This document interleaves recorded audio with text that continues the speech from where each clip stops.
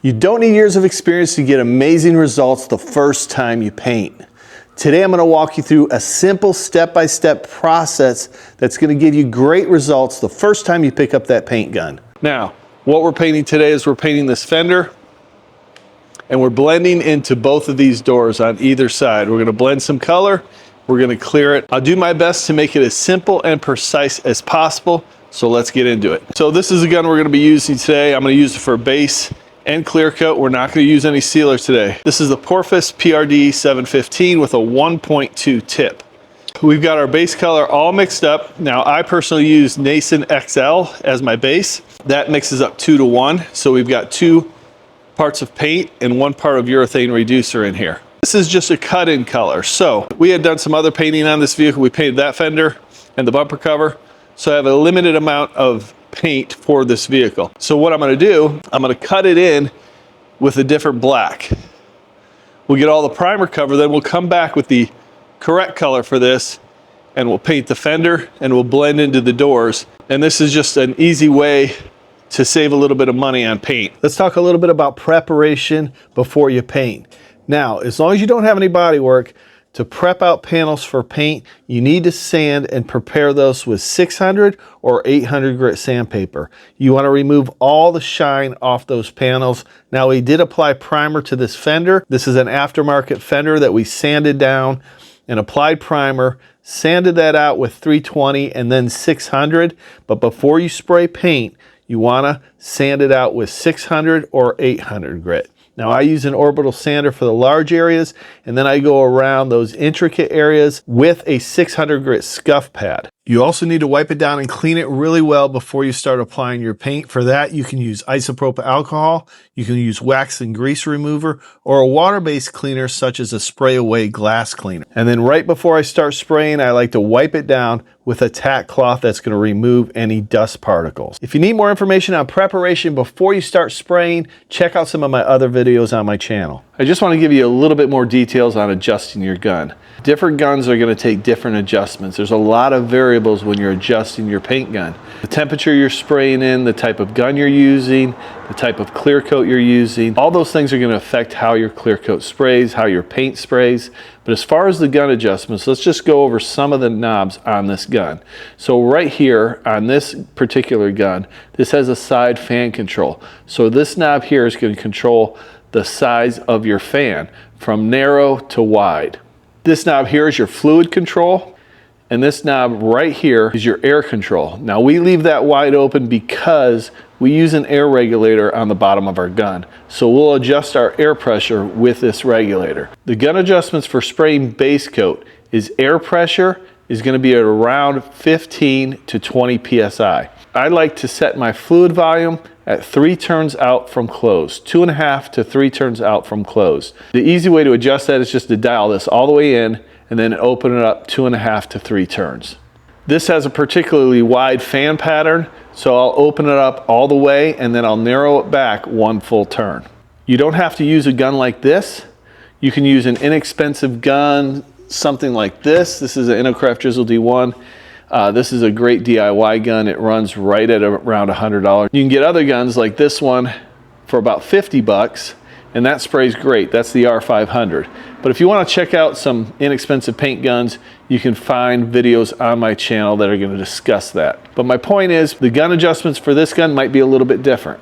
But those gun adjustments are just a good guide to get you started. You want to spray it medium wet, and you want your finish to be smooth. See how that sprays. Now we just want to overlap our passes about 70 to 80%.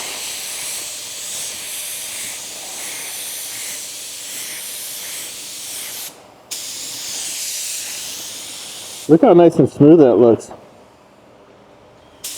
I may like this gun for base.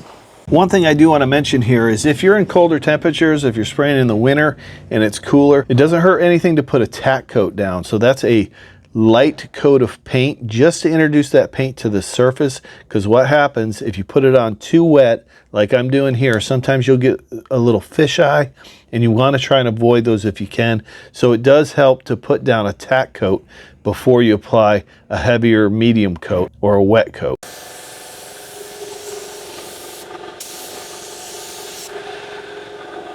All right, we got a little fish out there. We're gonna let this flash off and we'll come back and hit it again. All right, let's take a look at this. We let it flash off and it is ready for another coat. What I mean when I say flash off is it means we're allowing that paint to cure. We're allowing those chemicals to evaporate out of the paint. We don't want to trap those with our second coat. So we let it flash off for about 10 to 15 minutes, let those chemicals evaporate, and then we can spray on our second coat. For our second coat, we're now using the correct color. Now, as far as your technique for spraying, you want to be about 4 to 5 inches away, 4 to 6 inches. But more importantly, you want to have a consistent speed and a consistent distance from the panel the entire time you're spraying. This will help give you uniform metallics and a uniform clear coat finish. This particular color is really easy to blend. This is a black metallic with a blue tint. The only reason we're blending this is because the blue, it had a little bit more blue in the new color.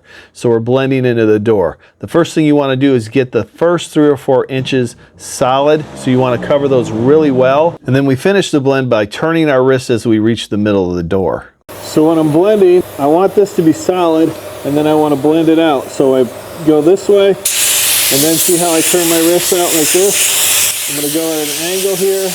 We'll put one more coat on this and we'll be ready for some clear coat.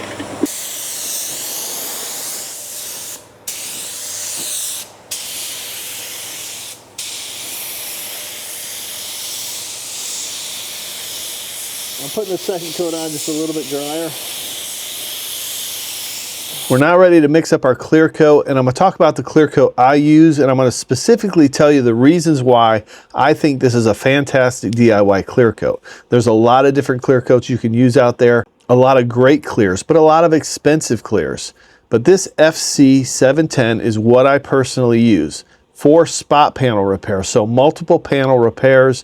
I would not use this for an overall paint job. They do offer a 720, which is a fantastic clear for an overall paint job.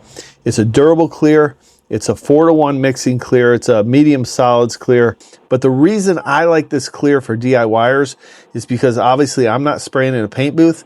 There's dust in the air, and this is a quick drying clear. What that means is you're less likely to get dirt or trash in your paint job. Is it going to be entirely dust free? No. But this clear coat is dust free after about 30 minutes, so it's pretty much dry to the touch after 30 minutes, which is one reason it makes it great for a DIY clear coat. Because it's a quick drying clear, it doesn't quite flow out as well as an overall clear coat. You can still get a really nice finish with it, a really flat finish, an OEM style finish pretty easily.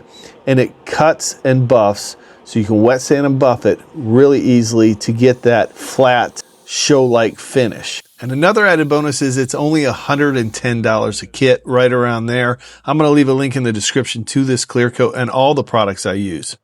Now, most of the time I use the tack cloth to wipe down my panels before I spray my first coat of clear. Some guys don't like to do that, especially on blend panels. I haven't found an issue with it, so I've done it both ways, and it really makes no difference as long as you're spraying your base coat on correctly. So I'll tack it off, remove any dust particles, especially without a paint booth. That just helps to keep it clean. Now, I set up my gun a little bit differently for clear coat. On the air pressure, we're going to run it at about 20 to 22 PSI for this particular gun. This particular gun requires less air for it to spray out a very nice finish. Some guns will require a little bit more air pressure, like 30 PSI. And then as far as the fluid volume, I don't typically open up my fluid volume all the way when I'm spraying clear coat. I will adjust it and open it up more if I need more clear coat. If I see that it's not flowing out like I want, I might add a little bit more clear. For this gun and most guns, I'll set it at 2.5 turns from close. So I close it all the way, open it up 2.5 to 3 turns, so somewhere right around there. And this gun has a particularly wide fan pattern, so I will narrow that down. I'll open it up all the way, narrow it down about half a turn with this particular gun. As for your spraying technique, there's many different techniques you can use, but there are some key factors that you must consider when you're applying your clear coat. You want to have a consistent speed. You want to have a consistent distance from the panel. This is going to give you a uniform finish. You want to overlap your clear coat passes 70 to 80%. So when you make a pass, you overlap that previous pass about 70 to 80%.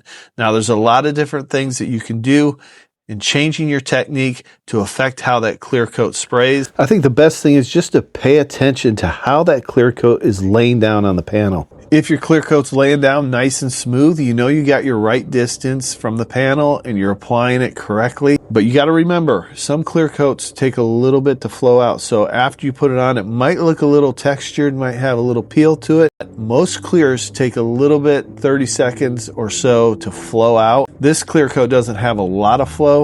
Some of the thinner clears are going to flow out much more after you spray it on the panel. So they'll go on a little textured, but then after a minute or so, they'll flow out to a flat, glossy finish. The quickest way to adjust the appearance of your clear coat is just by adjusting your speed and your distance. Rather than taking the time to stop and adjust your pressure, air pressure, or your fluid volume, just adjust your speed and your distance, play with it a little bit, and see what gets you the best result. This clear is laying out really nice, and this gun is spraying the clear out beautifully. Typically, you want to put 2 coats of clear coat on your project.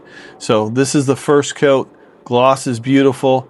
It flowed out nicely. We do have some particles of dust. That's to be expected when you're spraying in an open garage and you're not in a paint booth. On the next episode, I'm going to show you how to get rid of the trash from your clear coat. It's a very simple, easy process, and this clear coat is very forgiving. So right here, I'm testing the clear coat to see if it's stringy. If it's stringy, you're not quite ready for your second coat of clear. But if it's just tacky and there's no strings coming off it, you're good to go for your second coat of clear. It's usually about 10 to 15 minutes in between coats of clear. Now the second coat of clear, I'm going to put it on a little bit heavier than the first coat because this is our final coat and I want a nice finished product. I'm going to let it flow out a little bit, put it on a little bit heavier. I might slow down. I might be slowing down a little bit. I might spray a little closer with a little bit more speed. But let's go ahead and finish up this last coat. Then we'll take a look at the finished product.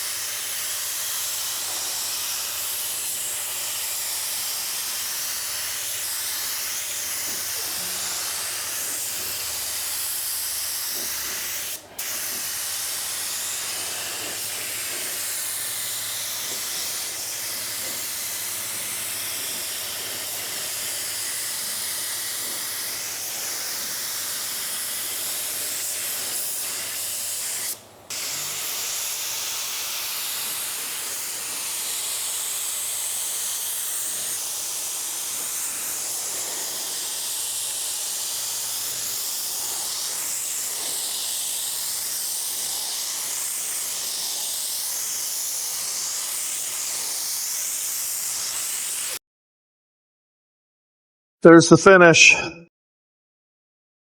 Some dirt in it, but we'll cut and buff that out.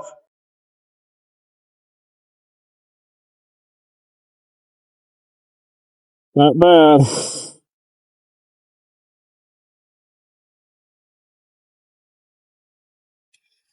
I like that Porphis gun with the 1.2 tip. I think I prefer the 1.2 tips when it comes to a Porphis gun.